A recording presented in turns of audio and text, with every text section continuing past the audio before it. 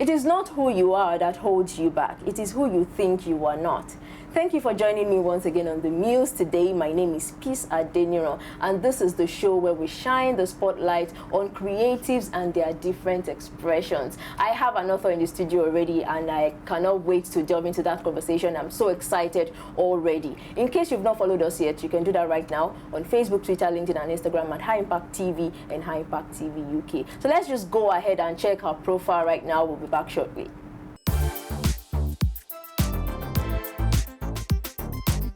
Aramide Akinti. Aramide is the founder of Talent Mind Academy, a free school for children that cannot afford quality education in Nigeria. The first-class economics graduate of Covenant University and a graduate of the Harvard Graduate School of Education.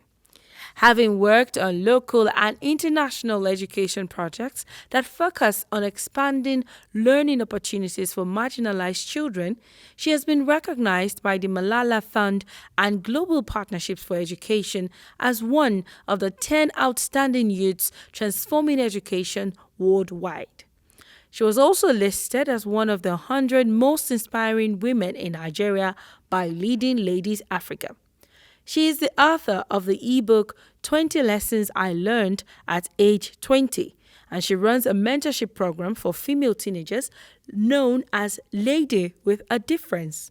She is actively working with the belief that one day every child would access quality education irrespective of their socio-economic background. Today on The Muse, Aramide Akinti is our guest. You're welcome back. Today we are taking a look at the book Diary of a 19-Year-Old Teacher, written by Aramide Akinti, and I have her in the studio with me already. You're welcome, Aramide. Thank you very much. Good to see you. Yeah, you too. And good to meet you, because I've been following you on social media for the longest time. Thank you very much, and thank you for the opportunity as well. You're welcome. All right, so let's talk about the book. It's a memoir of your experience as a teacher, a 19-year-old teacher. Mm-hmm. So why did you write the book? What is the purpose of this book?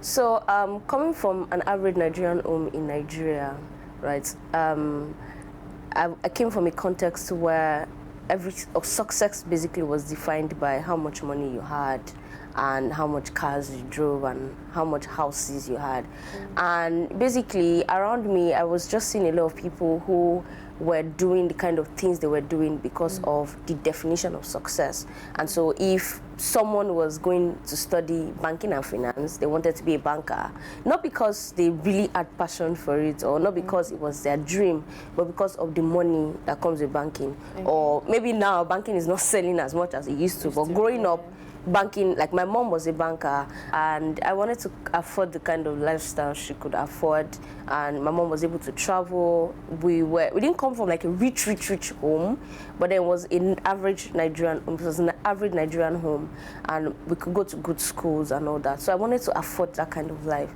and that was my motivation for, all the while. That was what I thought until I prayed about it, and, God just inspired in my spirit that I should teach. And so I went and started teaching.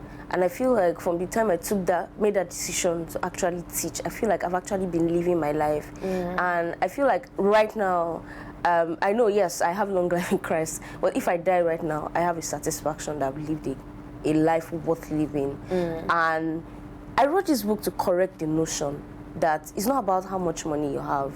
And it's not about living a life of impact is not still about how much money you have, because a lot of people say, oh, when I make a lot of money, I'm going to be able to give back. Yeah, right. But then I know I can remember when I started teaching. It's not like I had anything. I was just in 300 level basically. I was transitioning out of school, and I went and started teaching in a public school directly.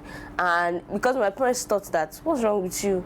So it's not like I had anything, but I was able to live a life of impact. So the major reason why I wrote this book was to share my story of how I evolved. And I believe that there is when people see the process, basically, and they see the end results, they understand where you're coming from. Yeah, and it doesn't look like luck or magic, right? And so I wanted to share the process. I wanted people to know where I was coming from. And in the book, I shared like all my down times. I shared all the worst parts of being a teacher. I shared every single thing. I really wanted to target my process. But the major reason is to correct the notion that success is not about money.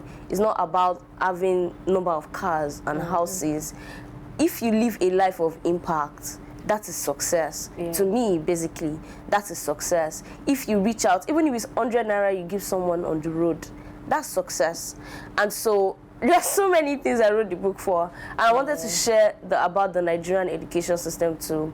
I just graduated from... get to that. Yes, I just graduated from college, and then I went straight into the public school in Nigeria. And I wanted to give people a glimpse of what it was. And teaching as for a long time be seen as a low status job in Nigeria. But I wanted people to know that no, it isn't.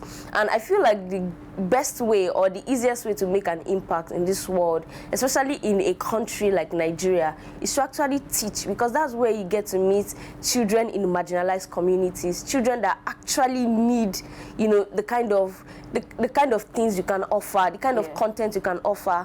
That's where you can meet those children. So this book is just my journey and how I've been. So, you know, I shared right now that if I die right now, I'm okay. I feel good. I feel like, oh my God, I've lived a fulfilled life, and I'm good with wherever my life is right now. And I shared everything in this book. How did I get there? How am I able to live that kind of life? How am I able to, you know, how am I able to get opportunities? I just graduated from Harvard yesterday, and how am I able to? Thank you. How was I able to get there from being a public school teacher? And so, in pursuing God's purpose for my life, I found fulfillment. I found wealth. I found opportunities. I'm here now. How did I get here? Right? If I went into a finance sector or something, maybe I wouldn't be here. But I found my voice. And that's because I chose to stay in my lane. And I chose to look inwards and ask God, what do you create me for? And I want to do it. And I started doing it. And I wrote this book to give other people who are also doing it the confidence that I know that when you're starting, you're so scared because you don't even know what you're doing. Because when I was starting, I didn't know what I was doing. I was just you know, I was just following it. But then I'm here right now, and I'm looking back, and I'm like, oh my God, first of all, how did I get here? But much more than that, I'm just grateful that I actually followed that line. And that was why I wrote this book, to give people confidence that if you follow your passion, if you follow your inner desires and dreams and God's purpose for you, you're not going to be at a loss. You're not going to be at a loss, because a lot of people feel lonely. And I feel like when I even started teaching, I had a book like this to read, to remind me that you're not crazy. There's nothing wrong with you. You're okay, right? You're on the good path. And that was why I wrote this book. Wow, that's amazing. Let's go back a bit. You graduated first class from Covenant University, and in economics, and all of a sudden you want to teach. How did your parents take it? How did your family members? You know, Covenant University is one private university in Nigeria, and it's one of the most expensive. And then you want to go into teaching in a public school, for that matter. So what was the response like from them? You know, I remember the day. So when I started I started with Teach for Nigeria. So Teach for Nigeria is a fellowship program where they post like graduates in Nigeria to go and teach in public primary schools. People who are interested in teaching. Yes. So they post them to schools. You teach there for 2 years. So it's a fellowship program. And so when I started applying for Teach for Nigeria, I didn't even tell my parents. I didn't tell anybody. I just applied. And I got in. And, you know, I didn't even tell anybody until the week or 2 weeks before I was going to leave home, because I stayed with my mom in Lagos, but I had to move to Ota, Ogun State. So I already like found accommodation, already did everything. Find out to my mom that, see, this is what I've done. And I want to go. I have to go. And it's not like I didn't want to have another opportunity. I had other opportunities. I even had a full master's scholarship in Covenant University.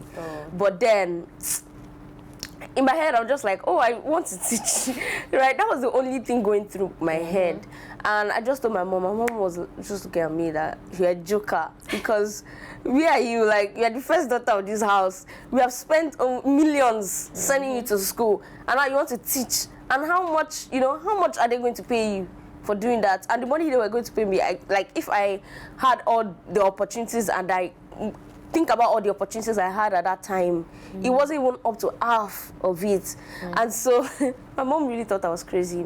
My dad is someone that is really close to me, and my dad is my greatest cheerleader and supporter. And he's someone that really understands me for me. And one reason why I really love my parents is that they, as much as they want, everything they're doing is for your best, basically. And so the reason why they're saying, oh, get a better job or a better opportunity, is not because of anything, but it's because they want me to live a better life, basically, and make more money to take care of myself. And so I had a conversation with my dad. I'm like, see, you always say you want me to be happy, this. This is what makes me happy. And see, I still have a long time to live. I'm still a really young girl, because at the time I graduated, I was just 18. And so I have a long time. So if I enter these 2 years and it's a waste, don't worry, I will not make noise. I will just cover my head and go and look for a job elsewhere. And so my dad was like, okay, you can do it. But I feel like my parents were never 100% into do it, but they were just like, okay, let's just leave her to do it. And so I went to the school. I resumed in the school, and by the time I started teaching, after like 6 months, my dad sent me a message that he was like, oh, we have not seen anything from this year. It's more like, we have not seen anything from this year teaching, right? And there were just so many challenges in between the line of that time that my parents could not take because of everything. And so my dad was like, oh, they're giving me 6 months. So it's either I find something, a better opportunity, find something else to do, or they're going to go and buy me a master's form at Unilag. And me, first of all, I'm like, Unilag, I don't want. So, and that was when I started knowing that, see, this thing I'm doing, there are a lot of people counting on me, especially my parents, and I have to make it worth it. But for me, I think one reason I was able to get my parents in on it was because, in as much as, because I know is one challenge that a lot of young people face, especially really young people that are just leaving school, that you want to do tech, and your parents are like, oh, what's tech? This technology thing, what's tech? But then, everything they are doing is just for you. And as much as possible, you need to stand in their shoes too and understand as a parent. And you can use that to leverage it. So your parents love you, and they want the best for you. And that's what I did for my dad. You love me, right? You love the best. You want the best for me. You want me to be happy. This is what makes me happy. If I do this, I'm honestly not going to be happy. And I'm still young. So if anything goes wrong, right, I can still... It's an adventure. Exactly, it's an adventure. And so that was one thing that I remembered I was able to leverage, the love my parents had for me, and winning them in by understanding them. Like, I feel you, understand you, but this is my own view, and let's just give it a try. And I'm glad that it worked out. Okay, let's talk about your experience as a teacher now. You've spent some years in teaching already, and you've made so much impact already. So what's your, do you think the stakeholders in the Nigerian education system, do you think they are making the effort at all to make Nigeria's system compete with other systems of the world? From what I know, I think everybody is doing their own, like contributing their own piece. Okay. So the way I am contributing my own piece, every other person that in the education system is contributing their own piece as well. And as much as possible, everybody basically knows how they're doing it. So I am in the education space, but I am working with low-income children. Okay. But there are people in the education space that work for the elites, the children in the big schools, basically. And so everybody has their own piece. So to me, I feel like everybody is doing their own thing, right? And the thing about education and the thing about developing a sector is that it is not a one person kind of thing. Okay. And that's why I like the word you use, stakeholders. It's not just me that's going to do it. It's not one person. It's not even the minister or commissioner of education that's going to change the education system. Yeah. It's every single person. And as much as possible, I feel like when a lot of people talk about stakeholders, the first thing that comes to mind is the government. The government. Yes. Yeah. But as much as, yes, the government should be held accountable, right? The government should do their thing. But how long are we going to wait for the government? We've actually waited for so long. I recorded in my book when I was teaching one day, and the way they used to teach me dictation in primary school, and that's like 15 to 16 years ago. That's the way they were still teaching my kids dictation when I started teaching 2 years ago. And for me, when I entered my classroom and I saw that happening, I'm like, oh my God, how did we get here? That the same way I was taught over 15 years. So the children that you are preparing for the future, you're using the past to teach them. And so everybody is doing their own piece. But then it is more about how well are you doing your own piece. So there are a lot of non-profits, there are a lot of education non-profits. Government too, they are building big classrooms. Yeah. If you go outside, even in Lagos, there are big classrooms. You see big public schools, but how well? It's about how well now, not even about how much, because there are a lot of non-profits. There are a lot of private individuals that are opening foundations. There are a lot of governments too that are starting projects. There are a lot of education projects that have been started, but how well? What's the quality like? So I would say stakeholders are getting involved. They are doing stuff, but how well? How well is it? How well is it being done? Are we prioritizing quantity? Are we saying, oh, I've impacted? Are we doing it to say I've impacted 1,000 children and 10,000 children over the quality? What's the quality of the 10,000 children you worked with? What's the quality? And the truth is that in the long run, time will tell. Because education is, as much as there's the short-term benefit of education, there's the long-term benefit, and the long-term benefit is more richer. More important. Yes. So if you do it well now, as a stakeholder in education, in the education space, if you do it well now, in the long term, it will be much more fruitful. But if in the long term there is no change in the education system, then that means all the people that are saying right now that have impacted 10,000 children, where are the 10,000 children? Because education is useless when there's no change. Because education has a direct impact with the growth of the country. And so if there is no change in the growth of the country, then there is no point in education, basically, because it's to make a change. And so as much as possible, a lot of people are doing stuff. But in how well? There are a lot of schools. We can't say there are no schools here. There are schools in Lagos, so many. But how well? What's happening there? Yes. So it is in the quality that we're now able to match with those outside the country. It is in the quality that we're now able to match. But a lot of people are doing things, honestly. Thank you so much for breaking that down. Yeah. So I love the way you referred to your students, your pupils, as my kids, my kids, my kids. It gave me this sense of, oh, this person is really passionate about this thing. So who is your favorite kid? Let me ask that. I'm not supposed to have a favorite kid. Really? But there will be one of them that you like so much, and you'd be like, this person. I would say my favorite, but someone I see myself in. Okay. And her name is Trinity. And I like Trinity so much because she's someone that, personally, I feel like she inspires me.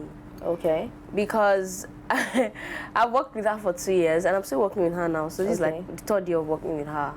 And every single time, I've seen her as someone that never backs down. Oh. And no matter how the world says no, and maybe how a circumstance might say no, she always says yes to herself. And I really like how strong-willed she is, and it's just so inspiring to see that as young as she is, she already has that self-confidence. And in this world where a lot of people have their opinions about you, and this world where a lot of people think you shouldn't be this and they put you in a box, she already knows herself. She's already growing in knowing herself, and she's already confident about herself. And I see myself so much in her because I feel like when I graduated, when everybody were going into the finance space, when they were all going this way, I just came out and went to be a teacher. And it takes so much confidence to actually live the line. So let me just give an example to explain what I'm saying now. Okay. I'm in the middle of two people in front of me and one behind me. And there are a lot of people in front of me, a lot of people behind me. I'm just right in the middle. If I am, let's say I don't have pants on, right? But I don't have any shirt on and I'm naked, they can cover me up. Oh, yeah. Right? Or if something happens, my clothes is torn or something, they can cover me up. But once you leave the line, you're exposed. Yes, everybody sees you. And it takes so much courage to do that. Everybody sees you. They now judge you. They now want to define you. They now have their opinion of you. They now say, that's why celebrities, everybody always saying whatever they want about celebrities. Yes. Because they're out of the line and everybody can see them. And it is courageous to be that way. And so when everybody is going this way, whether even if it's wrong and everybody is going there and it seems right, Trinity is someone that always goes this way when it's right. And I see myself so much in her. Oh, well, thank you so much for having this conversation with me. And I must say that as I was reading the book, I was putting a face to each name. You know, you always talk about these children on your social media. I'm like, oh, so this is the Esther. Oh, this is the Kudirat. This is the Rashidas. Thank you so much for the gift of Diary of a 19-year-old Teacher. Well, we are not done with Aramide yet. Let's take this quick break. We'll be back.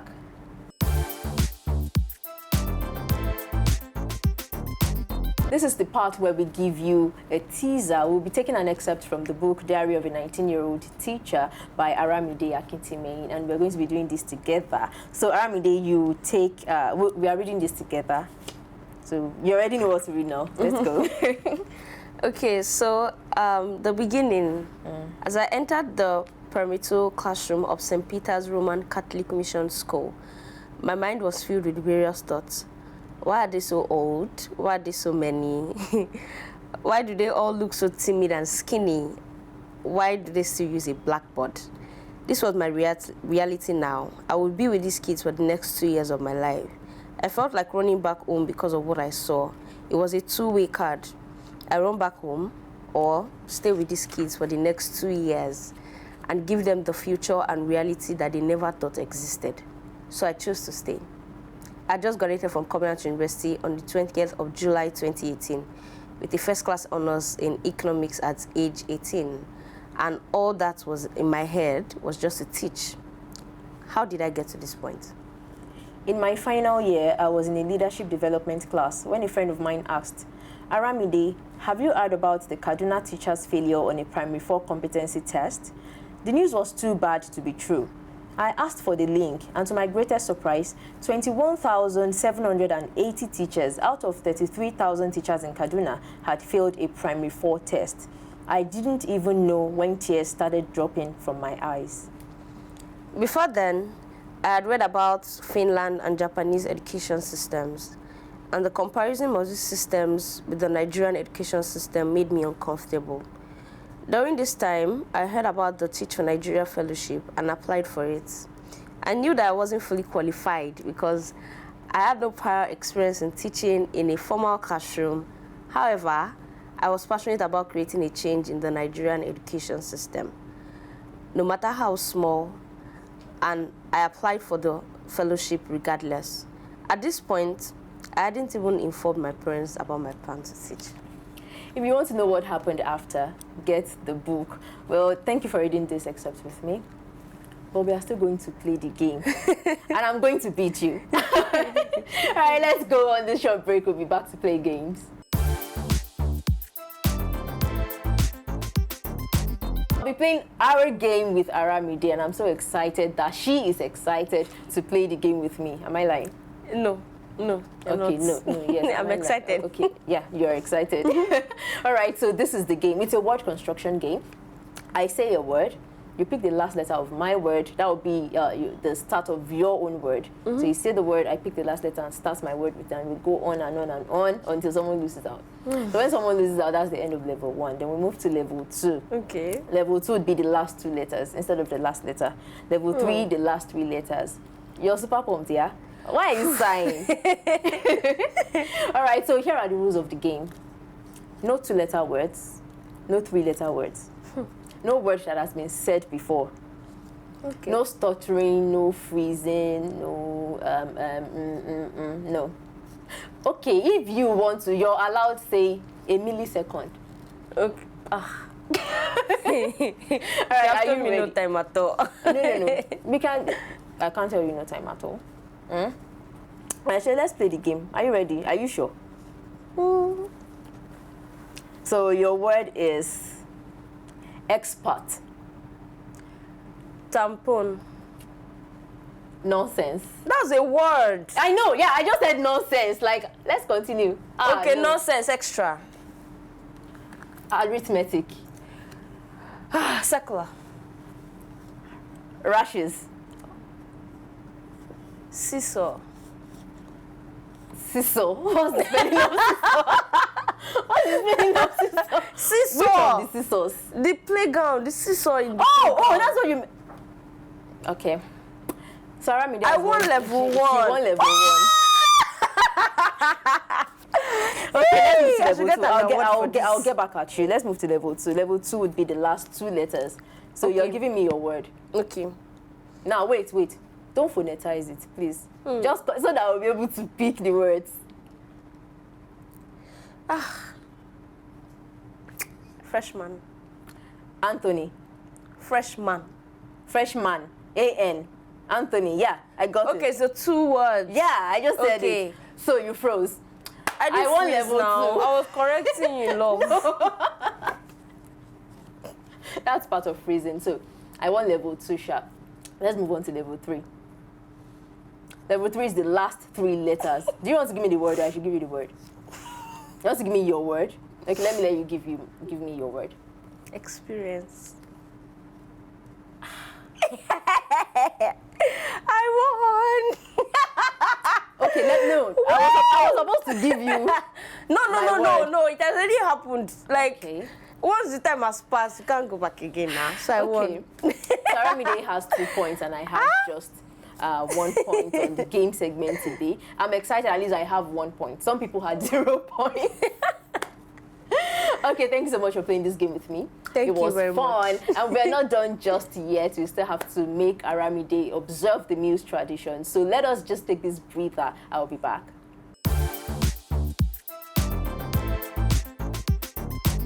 As the usual practices on the show, Aramide would have to sign the Muse board to honor our tradition, you understand? So Aramide, I'll want you to get up now, go to the board and put your signature on it. Thank you.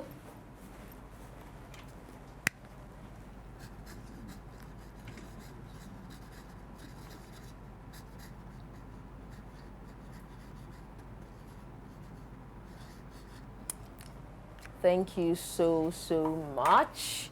And on behalf of the team, we give you this as a token of our love and our appreciation. So thank you for coming. Thank you. It's beautiful, yeah? Yes. And thank you so much for being with me. Till I see you again next week, my name is Peace Adeniro. And please do not forget to follow us on our social media platforms on Facebook, Instagram, LinkedIn, and Twitter, ImpactTV and ImpactTV UK. Take care of yourself and have a good time.